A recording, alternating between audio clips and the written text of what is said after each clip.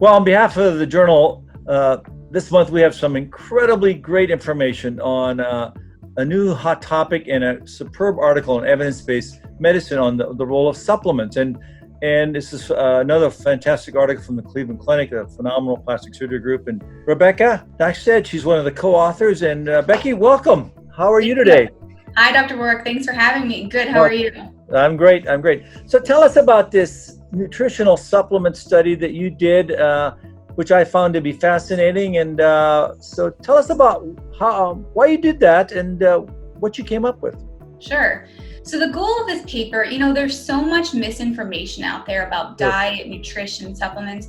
And the goal of this paper was really just to provide patients with an evidence-based reference that they could use for supplements that could optimize their outcomes that also have a very low risk profile. Okay. Now, what Becky's saying is actually the evidence-based means that there's some science. Behind most supplements, there's very little science, which actually was one of the many things that Becky did. So what did you find? I thought it was fascinating. Yeah, so when you look, there's actually some really great evidence for supplements to optimize outcomes for surgery. Probiotics probably are the most exciting. That's kind of a hot topic in supplements anyways. Right. They've been shown to decrease infections, decrease how long you stay in the hospital, improve your healing, improve inflammation. One that people might not have heard of is bromelain. It's actually from pineapple, but It's been shown to decrease inflammation and swelling after surgery.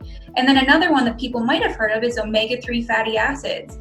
They've also been shown to decrease infections, even decrease your mortality after surgery. So that's super exciting. But no, that's good. And so what about the omega-3s? Can they cause you to have a little more bleeding or bruising, or did you find that to be true? Yeah.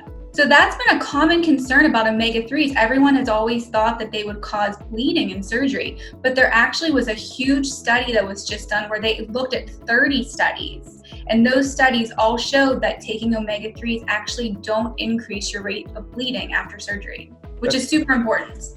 That is superb. That is very good information, because actually until recently, until I reviewed that, actually I was telling my patients not to do omega-3. So these are fantastic points that I think every one of us can use, and certainly plastic surgeons can use. So if you're looking for some great information, make sure that first of all you see a board-certified plastic surgeon, and you can find one in your area or at theplasticsurgery.org.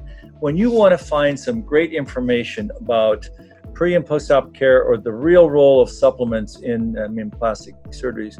So thank you so much for your incredible article, and kudos to you and all of your great colleagues at the Cleveland Clinic. Thank you, Dr. Rohrich, and thanks for having me.